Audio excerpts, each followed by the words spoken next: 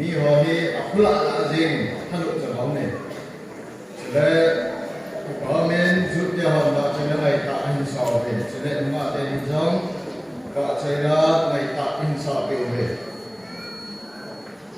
ka ba da he program ho hin zu te hom la sa he thanu hom he chen ma chai la ni sa yo si hom thanu hom ni ni zo le ta mo ve sang system la a hoi ki sa ho he angai ve ve jing chen zu te ho hin ki da tan program ho ri ki to ni và chơi cái xã làm dòng lẽ chơi lẽ cái tin nó làm cái làm dòng lẽ program cùng tụ làm dòng lẽ rút theo thì cái xã đại cái họ đi cái tụ và tại họ một bên thì khi do sự thay đổi lên cái mà rút theo chúng ta hình thành nó cũng sẽ đâu một cái phổ biến ở đây rút theo lên phải cái phong mà sang hi mai à thua sẽ phải là hình thì cái gông bật gì hình do tập đoàn hi áp đặt vào hìnhที่จะบอกมาถึงพอบอกเขาให้สร้างมาเขาจะให้บอกอะไรชุดเดียวจะหอยอะไรเขาบุ้งส่งจะหอยเทียงอะไรใช่ไหมประเทศที่เขาหน้าลงลงเทียงอะไรเดี๋ยวเชิญคำทักแต่เขาร่างกายเขาที่เราเรียน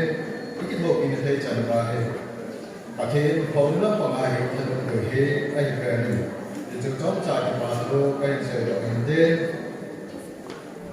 คือสิ่งที่ให้เอสเตอร์ซันเดย์ทูอิสราเอลให้ Easter Sunday thì các sĩ phạm vệ sẽ được hình kia là trong các bạn nào không hiểu về về Easter Sunday các bạn cần sẽ thì sẽ kia sẽ gọi là tháng 8 ngày về hình cho nó sẽ cái ngày hôm của hình thế và thêm chú cái hồi lần đi đến có thể có mặt ở ngoài này có thể ngày lúc là đi hẹp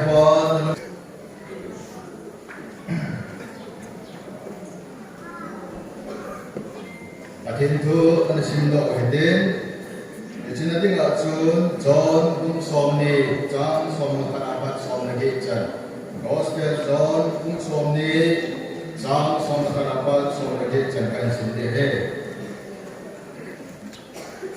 bài cũng trở hòn anh bắt hiểu hết Gospel John cũng xóm ni John xóm nó khá bắt xóm nó hết chân xin ban tàu hết Meriam bong chu han pama chun atingin akap kapin akap chun akunin han chun chu aga vel hele abana bong ban tini su long lupsa na ba chu khat aruna atoba ken to da to mui chuin amani chun aza numai bola naka ham atiban hele aman azal hana azizu kapakai kumangurun hoya akuyu kahapoi ati chutia ati zolchun akinung hesin ahile jisu adhin amun jisu ahichu kahapoi jisu aza numai bola nakaham waihan nahol atile amanun hồn bol chun angai don aza ku hikoma tona na pu do ahile hoya na kayan sejin kumangin kate ati jesu aza meriam ati amanu ati hejin hebru pawin aza robani ati ichu hohil tina he jesu aza neikon kahiin zenan tile Kema ahin chun kakal do hilaye ahin chinan kasopi hoza kasejin kapa nang hopa kapathin nang hopathin hinga kakal do be ati Meriam Magdalene chu achin seji hoza achin pakai chu kamda ati chile aza ahiti chu sei tu ase jam chu ase Patenin atau isim dalbon sama dengan paten bukitahan. Yesus Kristus kalau he New Testament adinga abul piben selek Kristen dia adinga kita sambul piu. Iti ngai abul piu cu ahin he.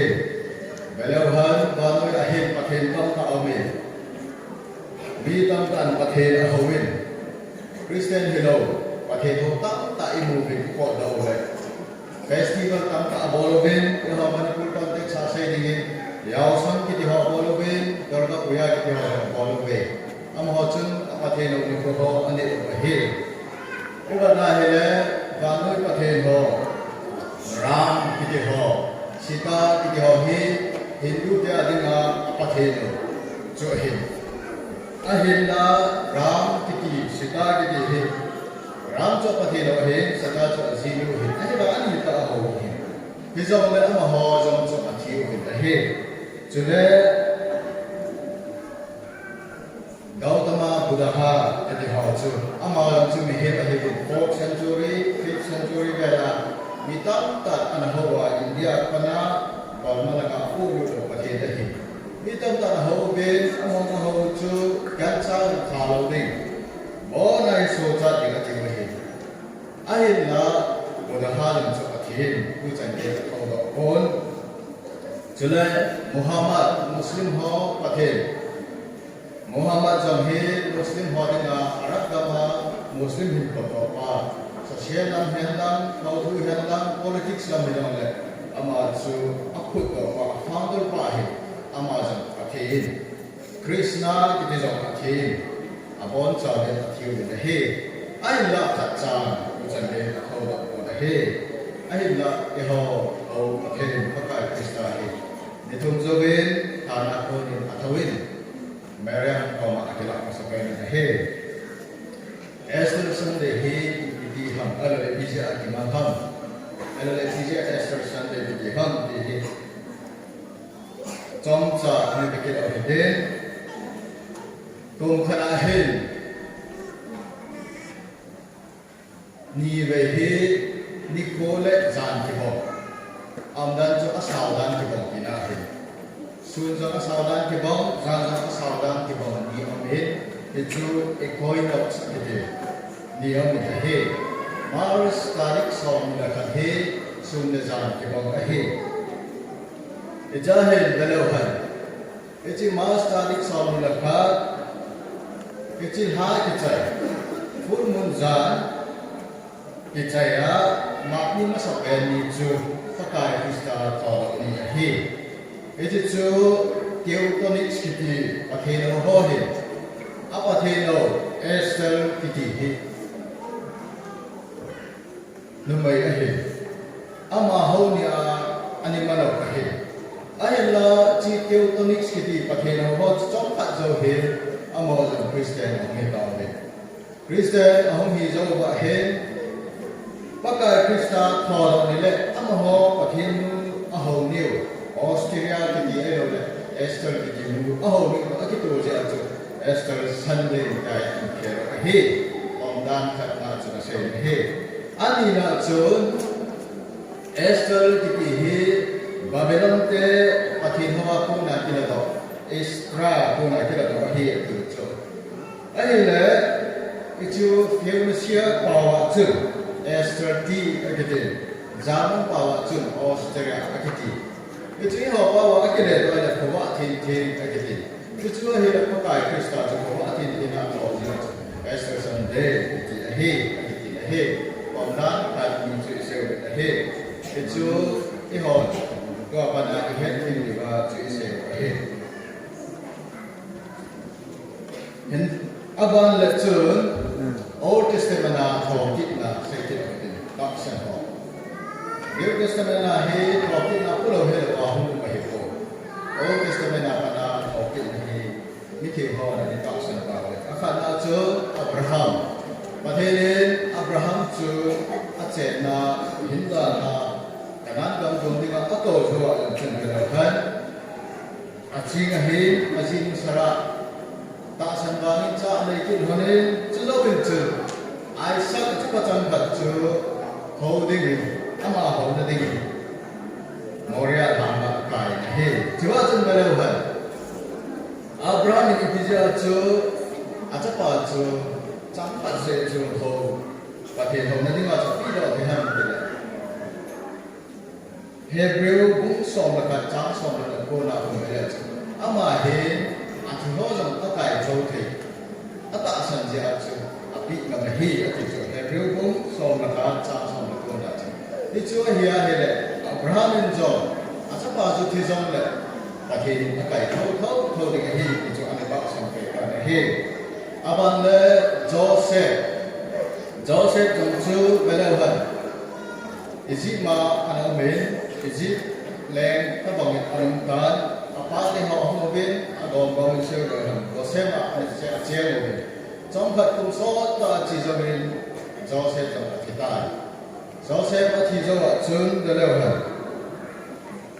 thì cô nào lại là chỉ có một cái trang trường này được cả năm đồng sản đồng với thâu được về chỗ gì chứ thâu thì cái gì thì ở tại sao thì chỗ Genesis là nó chỉ vậy đấy vùng sông là nó chứ bà nên cho hình cô với cái đâu hả cho mình cái nó sẽ cho thôi chúng ta họ họ chú họ sẽ về sẽ họ nó về sẽ cái này là chú cái thì rồi thì chỉ có chúng này cái này chỉ đầu tiên là hi thì ở trong chân bạn anh sẽ gọi là hi cho cũng xong đi cho phải nào cho nó kiếm một là hi ví dụ như vậy sao chú ông hồn dùng họ kỹ thuật định chú anh tạo sản phẩm về là hi cho nên David đi qua hình là đâu hả David dùng chú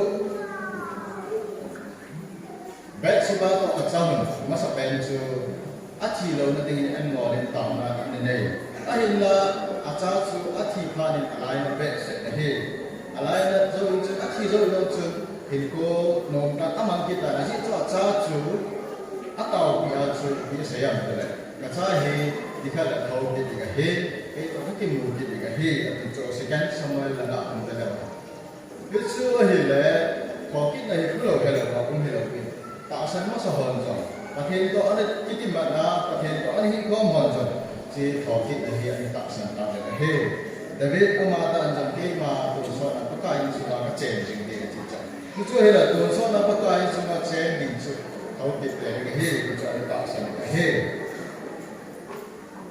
Jesus Christ thọ anh cho bà Bible trang in sinh hoạt chú John bung sông đi trang sông là khả năng cái này bắt rồi ấy là John cũng xong ní trang phát apa nín cái nào hả? Cô bác thiên thiên lên Magdalene Miriam chú hàng năm chú bác chị hàng xuống chú anh ấy tạm gọi là he hàng xuống chú cái nào hả? Trang là chú cả say phổi hàng xuống chú ở cái buổi chú mahal tin ông đã he bilat sil tin ông đã he chú lệ santri sẽ bây giờ có cái gì he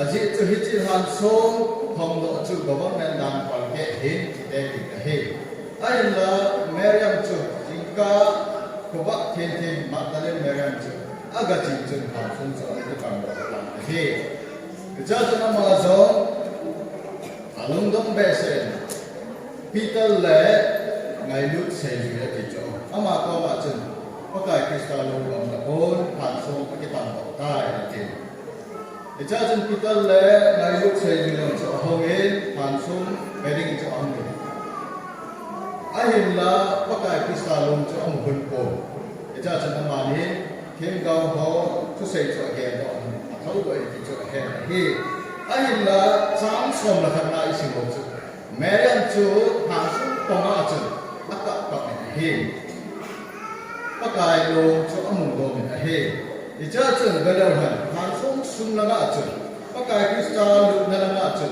bàn tiền ní thằng đó là ngã thằng luôn là ngã mê Magdalene Miriam cha chân hôm nay bỏ ra cả cái ham cái chỗ chú cho bên chân các cái Krista mà tận rồi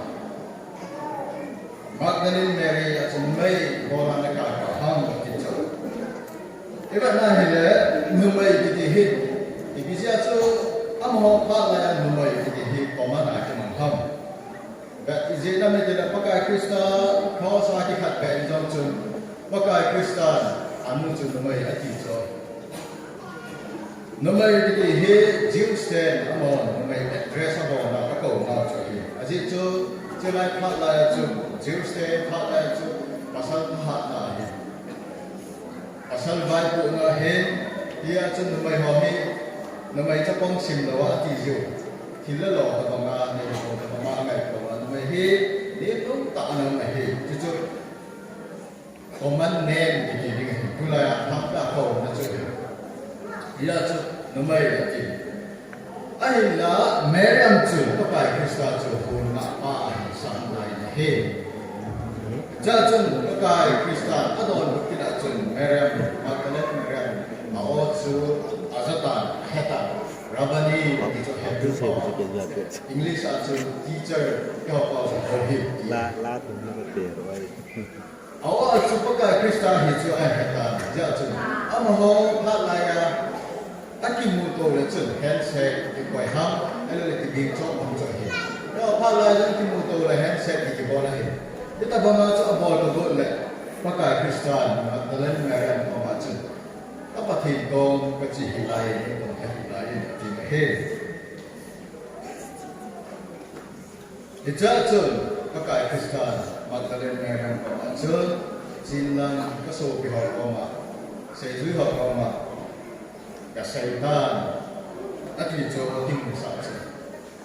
Hijahin Magdalene Miriam hi kita bangun ham di sejui orang. Magdalene Miriam hi pakai Kristen, asuma tidak segi anolo di mana sehari. Tidak segi anolo jauh acul Magdalene Miriam hi kita pakai sen. Ane aglo athilso si azoin pakai Kristen le sen ho so anajan le. Galili kama so anazui le.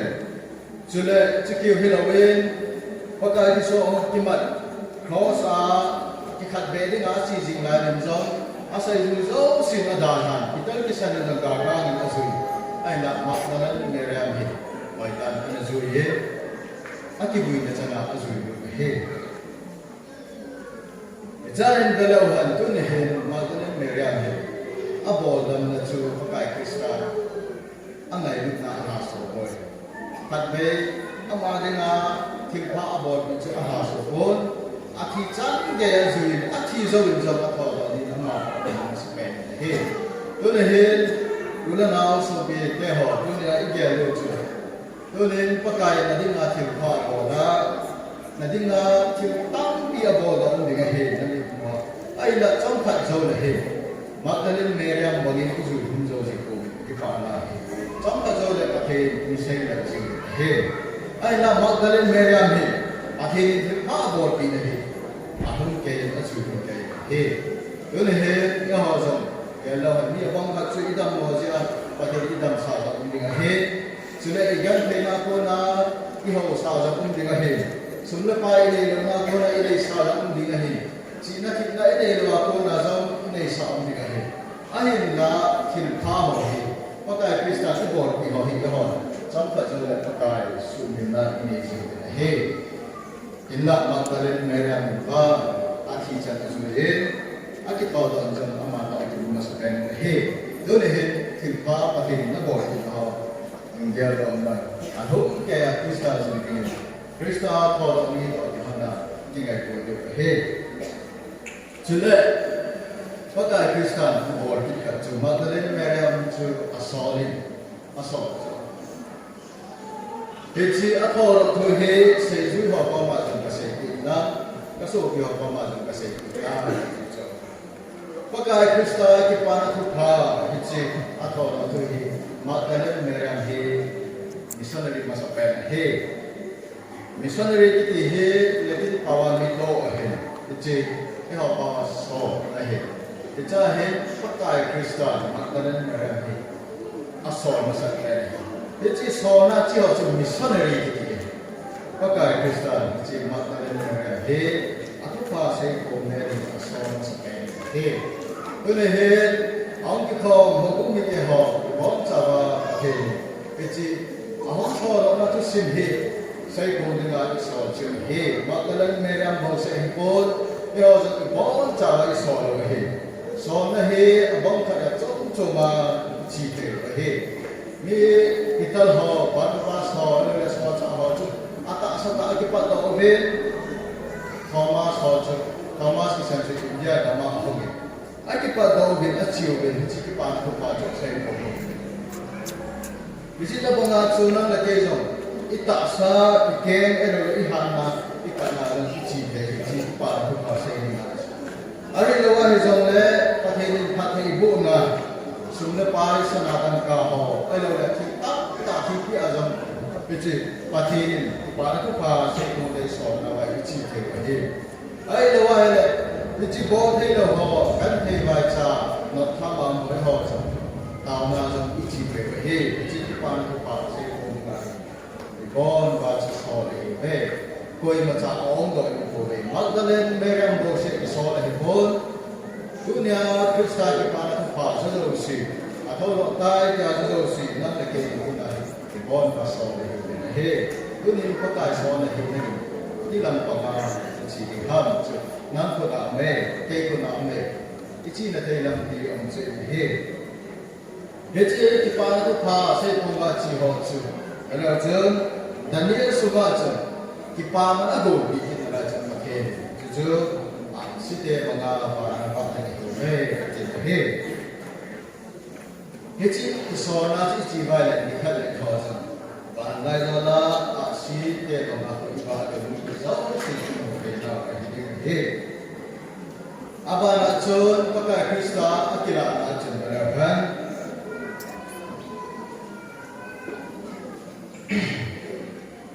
nu mai dak tang ho ma akira ai nu mai dak dak ti ho he ama ahin la ya Sejuya anak pengho, Magdalene Medan kehelo, Mary Chom ahelo le, Susana kita kho, Mary Martha kita kho cakap. Pakai Yesus Kristus apa anak pengho kau macam kita amahon sebaik abu obe, sebaik abu obe, pakai Yesus Kristus amahon kau macam asal kita obe, silam, cibilam, sebaik kau macam sebaik. Hei, ahilo cici masalah itu. Athum chanjo si he santri dim ho gan ho chu heta de kopi sunga achiu de pakai Krista su atho do tai achiu hin kim ku ho kam aga do de he ai la kim ku ho he chi hi pila ni na za ni le kim mo ma sat sa ma kim mo du kha su na sa do he achiu de e cha san sung bu tang ta tiu de chi han na ho chu ni chan den Jews te la papai Krista ki pana ki pai a thol thu hi ku chan den ki na la jin pai man Krista au da ya na he amo he ni ba se na he abanin se zui ni ko ma ka la ani to a se o ka la ho hi ani ko ma ma a thol ho chu he na ki la ho chu he Sejuani itu Imanas di Jerusalem apa na kilometer somnya damha he. Amani he khat pa wa abhi di se kon khat pa hi Cleophas abhi. Amani he Jerusalem lam zona Jerusalem apa na hi Imanas ko zona he. Ke ha zona Jerusalem tu so pakai Krista ko tu ase kan he. Jahin pakai Krista amani ko ma chana kilai ahim la ati het do sa ko ahim la ko an ran in chen e che pakai an jan ru chang ma ho cha het la het bali ai la pakai Krista ahim cha ahim mo do ni cha chen pakai Krista mo he chu ahim ahim la pakai Krista cha ma het la he abalen pakai Krista he Simon Peter ko ma kila he Simon Peter he pakai Krista he angkong sa ana say na pacha he aban le ana tai to opan ginyal abola sele bless thingi tai to ma bi opan ta abola kita ai la kita he